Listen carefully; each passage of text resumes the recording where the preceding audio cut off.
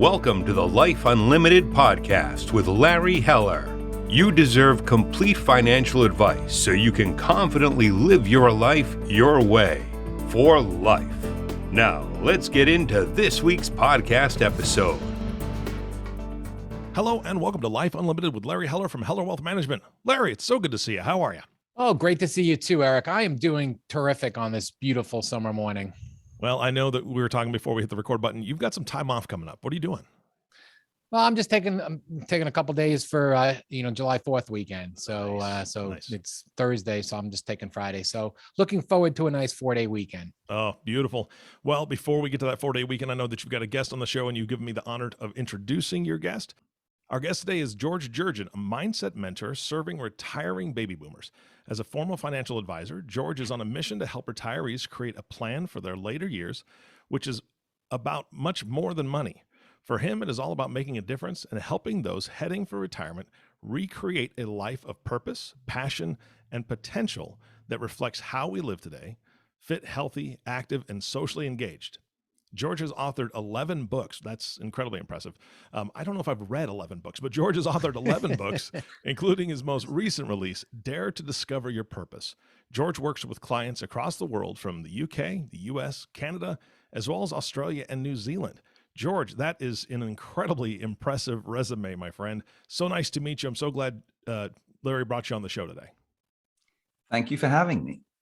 So George comes to us today from London, England. So great for you to join us today, George. And before we start, so a lot of our clients are, baby boomers closing in on retirement, and we handle the financial aspects of it, but we have conversations with them on kind of what they're going to do in retirement, especially now where people are living a lot longer. I wrote a book on retirement and call it the second act.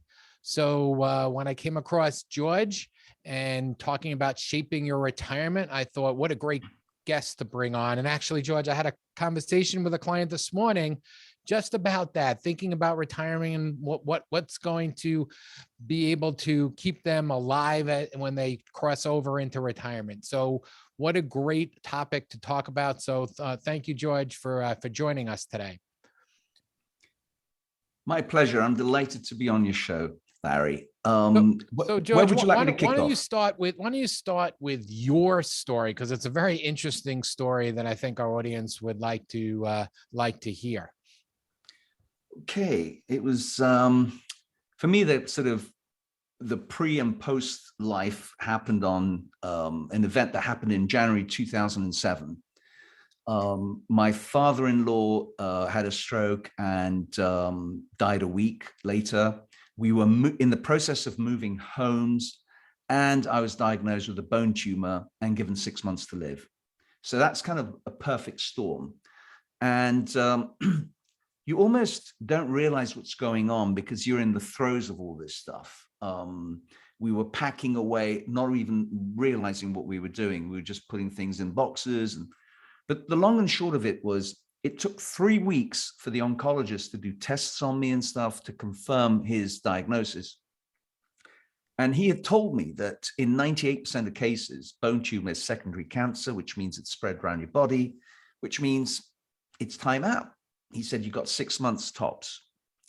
But 3 weeks of tests, in that 3 weeks, it changes your life. It changes your perception of life when you're facing the concept of death and you don't even know what death is. And I thought I was going to be truly fearful of death, but I wasn't, strangely enough. I was actually more worried about leaving my two then teenage daughters without a father. That was killing me. But in any event, 3 weeks, I had this, what I call my rendezvous with death, which pivoted my mind. 3 weeks later, the oncologist said to me, George, you're a lucky man. You belong to the 2% club. Wow. Your bone tumor is benign, not malignant. So it's not cancerous, but it's just a random giant cell that's gone nuts. And it grew the size of an eggplant sitting on my pelvis. So he said, it's very aggressive. We need to remove it. So 2 surgeries later, they removed it, and they checked me up every 3 months, 6 months, a year, whatever it was, for up to 5 years. So I was okay, but that event changed the course of my life because it made me realize that I'd been taking life for granted. I was cruising along, doing stuff that I thought was important, but it wasn't that important. Well, there were more important things that I wasn't focused on. So in a sense, this crisis was an opportunity. It was a blessing in disguise. And so that was my journey. So I retired because thinking that that's the normal thing you do. And I had sufficient monies put aside, but I got involved in a litigation that I was kind of pressured to get involved with. And I thought, I can resolve this in 12 months, and that will give me time to recuperate. And since I'm retired now, things are going to be okay. But after the first year or so of the honeymoon period in retirement, everything went downhill. My self-esteem, who I am, my friendships, people move on and you can't find new people, and you're almost filling time, bit of golf here, a bit of this, a bit of that, but you're not fulfilled. I felt empty. And so to cut a long story short, I unretired and went on a new path to learn about mindset. How do I change my mindset? How do I change what I do? And changing my mindset led me down this path of, who do I serve now? Right? So it's all very well learning a trade or something that you do, but who are you serving? And that led me to ask a lot of questions. And ultimately, I decided to serve boomers like myself. Got to tell you, boomers were not my first call, because they tend to be set in their ways. They don't like change. But guess what? This is what I'm supposed to be doing. This is what I discovered for myself. And I decided that these are the people I want to help. These are the people I want to serve. And I would not have been here if I didn't have the crisis that brought me here. Yeah, awesome. It definitely, life events definitely can throw a curveball and change how you think about life. So thank you for sharing that story. And I guess that's how you've gotten on this track. So you mentioned mindset. So let's start with that. How important is mindset in retirement? I think it's pivotal. And I would just qualify this with the first thing. We all hear that, during war, the first casualty is truth, right? Well, the first casualty in retirement is identity. But nobody knows this. Nobody understands the first casualty is identity, because who we are, what we do is our identity. And once your work ends, who are you now?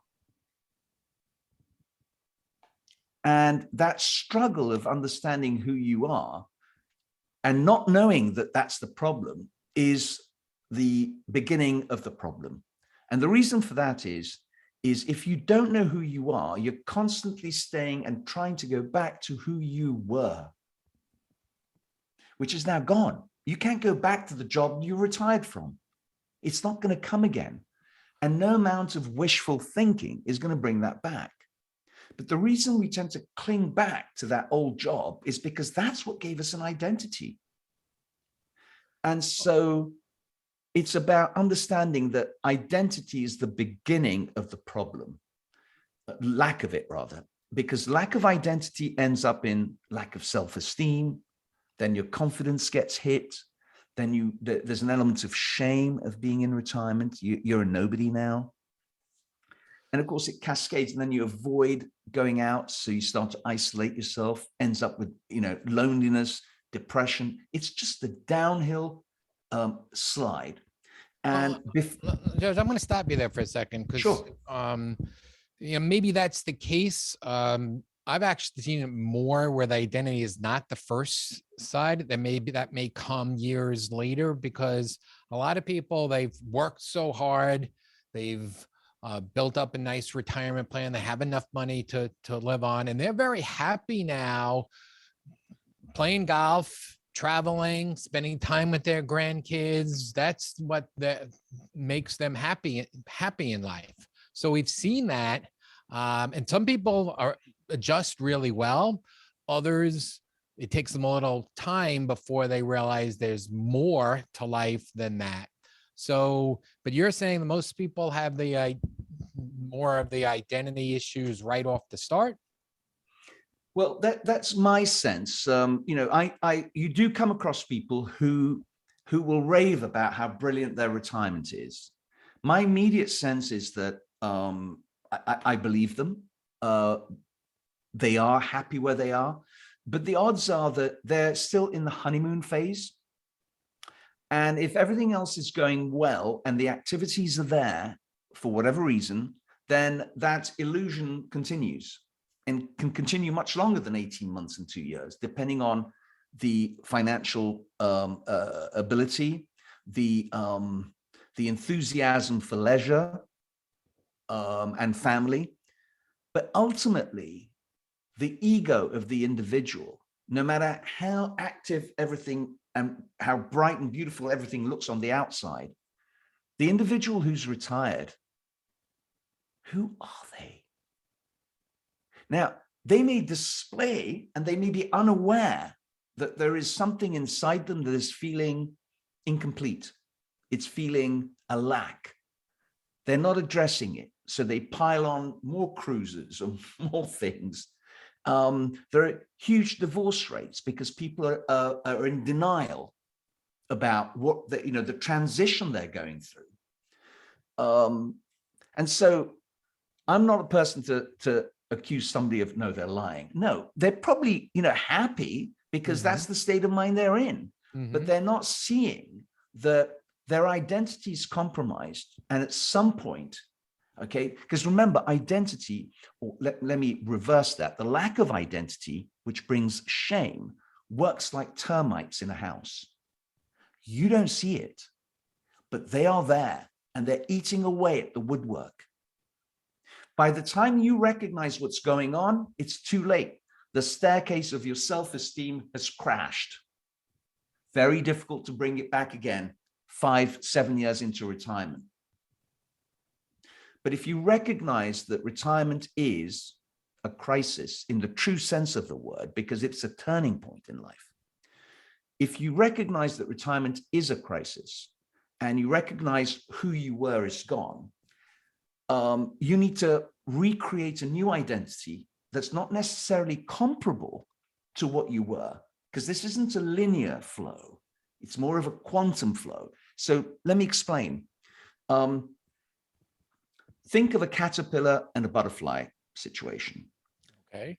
The caterpillar knows it's a caterpillar. As soon as it builds the cocoon and it's in the cocoon, it's no longer a caterpillar, but it's not a butterfly yet. It's what's called the caterpillar soup. And retirement is like being in that cocoon. It's a liminal space. It's that space, that in-between space, between and betwixt, right? You're neither here nor there. You're in the middle of the ocean. You've lost sight of the port that you came out of, but you have no sight of new land. You're stuck in this position. And here is the difficult patch, because the old you, the caterpillar, is dissolving, it's breaking down. And the new fractals that will create the butterfly are waiting for this mush to reconfigure. And so in that liminal space, which is a difficult space to be in, we avoid it like the plague. You'll find retired people will go out, buy new fast cars. They're trying to avoid addressing the issue. They don't want to face it. They'll find a younger woman, etc. Or a younger man. Or a younger man, absolutely. Yes, definitely. Now you've done some work on this to get some of the conclusions. You've done a pretty intensive survey. Want to explain kind of what the survey and some of the findings that you came across by doing this? Sure, Larry. Yeah. I created it was actually a survey, but it was positioned as a quiz. because people like doing quizzes, they don't like doing surveys. And so I had to make it entertaining and interesting. But there were 9 pivotal questions, demographic and also psychological questions in there. And I think it was 20, the CNBC article said 15,000, but it's actually 23,000 people did all 9 questions. So I have the data on all this. 23,000? 23,000 people, individuals, yeah. And Good amount. That's a good amount of a survey I think study. statistically it's probably way up there, because most insurance companies go up to 9,000 for their sort of big surveys. But in any event, 23,000 people completed this, and my data shows that 50%. This is the one pivotal question: what is your single biggest challenge in retirement? 50% were retired, 50% were not retired yet. But out of this group of 23,000 people, 49 or 50% said health was the number one challenge for them. 35% said fear of outliving their savings. And 15% said lack of purpose, aimlessness. So that's the position of where they are now. When I asked 2 questions later, if you had a magic wand and you could address your single biggest challenge, which would it be for you? Again, 50% said health. But this time, 35% said purpose. And 15% said outliving your savings. So it's an interesting change that where they find themselves is that number. But when you can take action on something, they choose to address purpose. 35% address purpose. But there's also underlying issues here is that when it comes, if you have purpose, and in my CNBC article, I mentioned about that gerontology study, where people with purpose last longer, live longer, have a healthier life, and a more engaging life than people who don't have a purpose. I would guess both physically and mentally. Absolutely. And I'd even go further. I think a lot of the health issues, of course, there are health issues which are chronic and there's no going back on, but the vast majority of people who worry about their health, they worry about it because they've got plenty of time to worry about it. If they were engaged doing something with purpose, serving people, which for remuneration or otherwise, and there's no reason to see why they wouldn't get remunerated for the work they do, especially if it's work they love, they're very likely to get paid for it because people will want them. So those who are actually engaged mentally in work, they're engaged also socially. It's all feeding into better mental health, better emotional health. With all the money in the world sitting at home, by your pool or going on one cruise after another, isn't going to give you that feeling. And you ask yourself, why do very wealthy people not retire? Mm-hmm. They recreate themselves because they know if they retire, they're dead meat. It's time out. Yeah, I think I've seen it too. The people that work longer, especially, mentally maintain sharpness, less likely to have cognitive issues where they keep the brain active. So having a purpose and being able to do that, I'm sure adds a lot to that.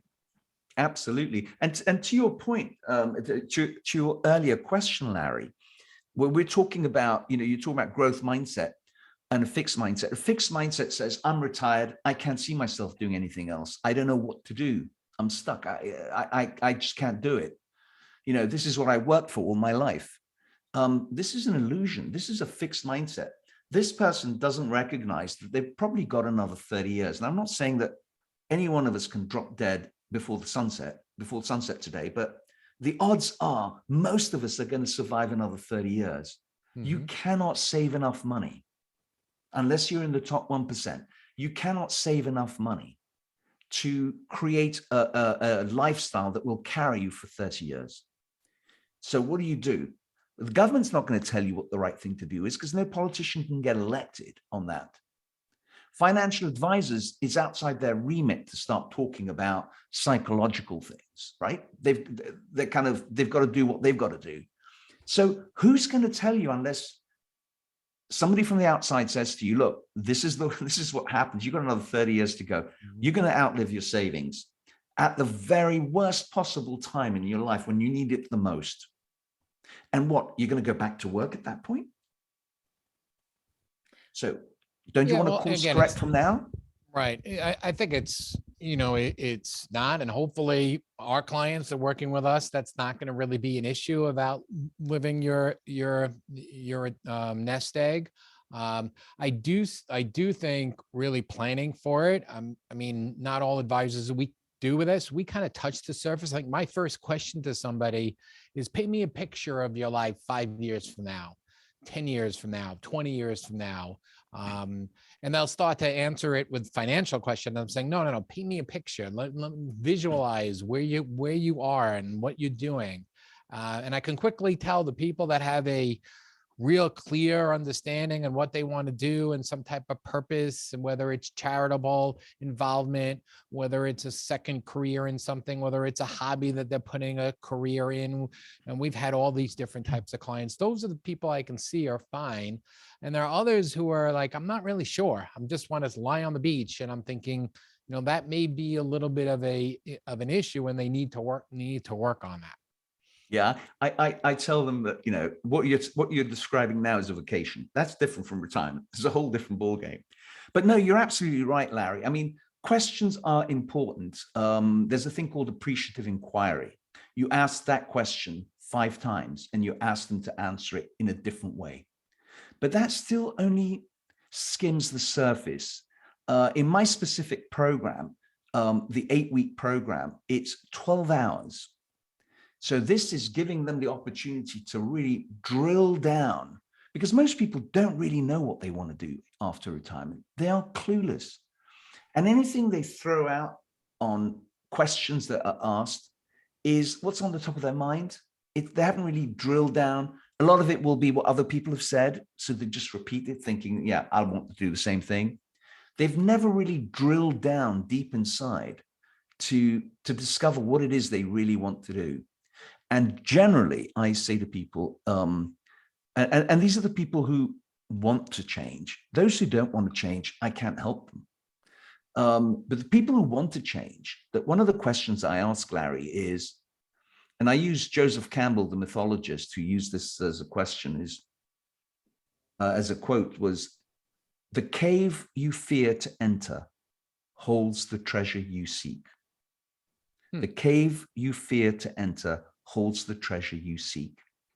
What are you really afraid of? And that's when you start drilling down into what their true desire is, what they really want to do. And then we start having a real conversation as we go down that path. Yeah, so let's talk about that for a few minutes. So you mentioned how you help people. So, and it's much beneficial to do it before you retire, but let's talk, you have this program called the DARE program.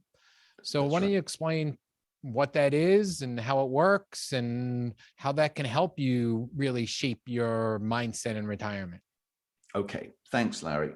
Okay, DARE. DARE is another word for courage.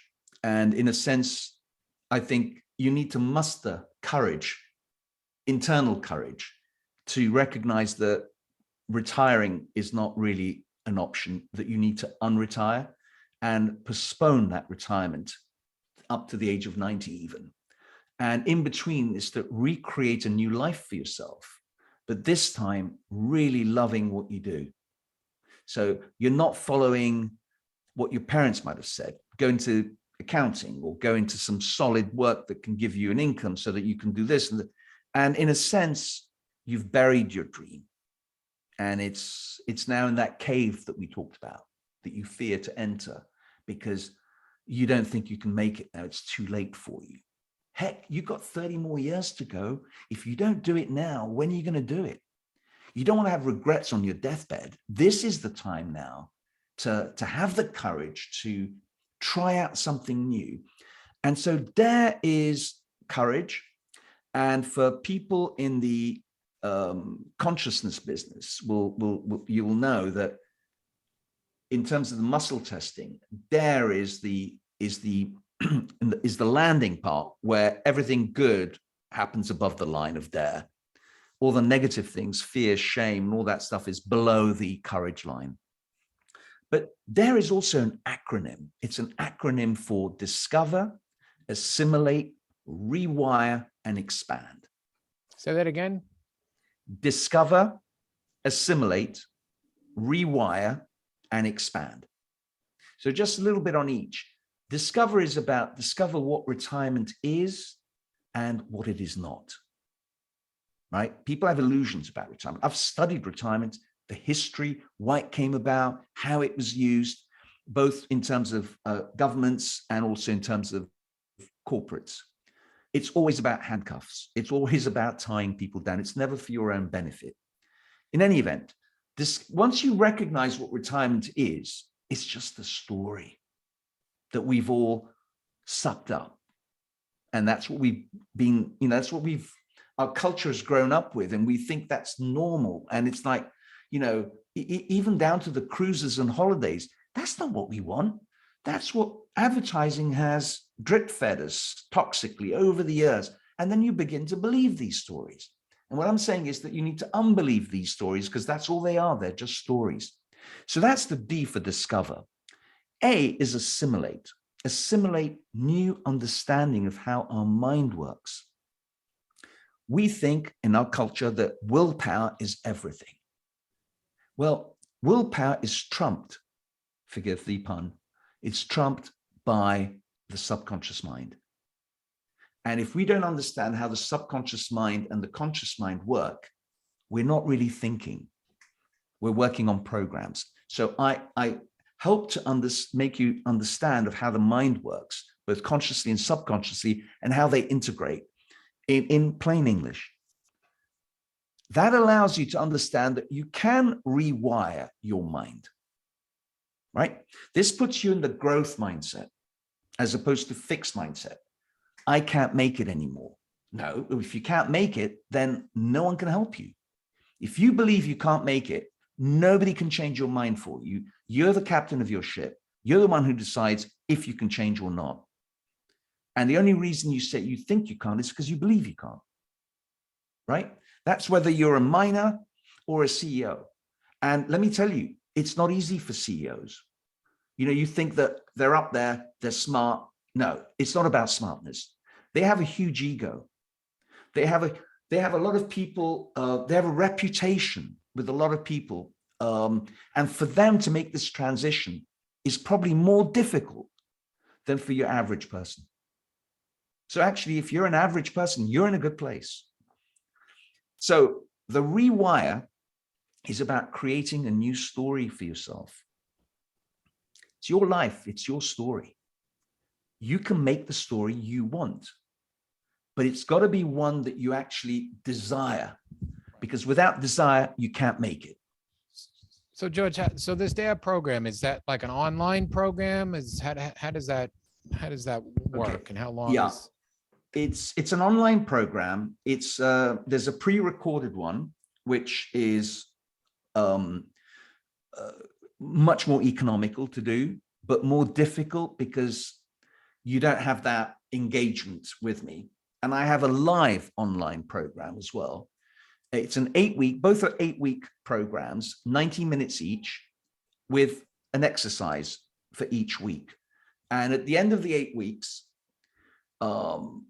altogether 12 hours, at the end of 8 weeks, you end up with a blueprint. Those exercises all add up and then are, if you like, culled down to a one-page blueprint, which gives you a working document. Now, it's not written in stone, but you now have something that you have culled from deep excavation inside you as to what you desire, what you want, and you imagine that you've already received it.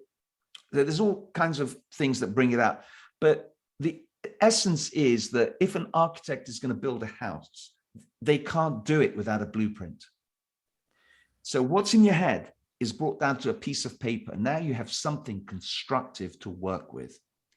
It won't be the final print, but it's a great place to start from because you've got everything out there on paper. I mean, I find it fascinating. I mean, like I said before, I'm talking about your second act. You're talking about, growth and retirement and looking at it from a whole different angle than just sitting on the beach and enjoying. So I would definitely recommend you checking out the DAD program with George. George, if they want to reach you, what's the best way of somebody reaching you?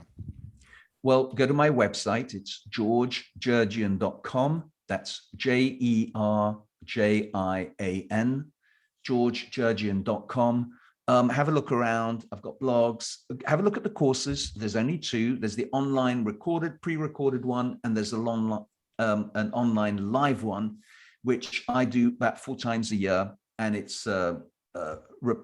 repeats itself 4 times a year. So try and get on to the next one if you want. So it's georgejerjian.com. Great. And, for those of you out there that are getting close to that so-called retirement stage and, thinking about what you're going to do and the importance of mindset, I hope you've learned a little bit today. George, this has been great. And if you want some more information, you can go to George's website, like he mentioned, and really start thinking about it. And even if you are retired and you're kind of struggling and figuring out what to do, these are all exercises that you still can do. Correct, George? Absolutely. Thank you, Larry. Great. Thank you so much again, George. My pleasure. Thanks so much. Gentlemen, this has been fantastic. What an incredible podcast. So much food for thought. I love the meeting of the minds here because George Larry has spoken about that second act, spoken about doing something, finding a passion, even developing a hobby before you retire that maybe could turn into something for you for an income or whatever. Larry's covered a ton in these podcasts. So, George, thank you so much for being here. Of course, Larry, thank you for facilitating this. And our last thank you goes to you, listening audience. Thank you so much for tuning in and listening to the Life Unlimited podcast with Larry Heller. If you have not subscribed to the podcast yet, please click the subscribe now button below. This way, when Larry comes out with a new podcast, it'll show up directly on your listening device. And if you're watching this on YouTube, we'd appreciate a like and a follow there as well. And we humbly ask that you share this podcast, rate it, and leave a review because this actually does help others find the show. Again, thank you so much for listening today. For everyone at Heller Wealth Management, this is Eric Johnson reminding you to live your best day every day. And we'll see you next time.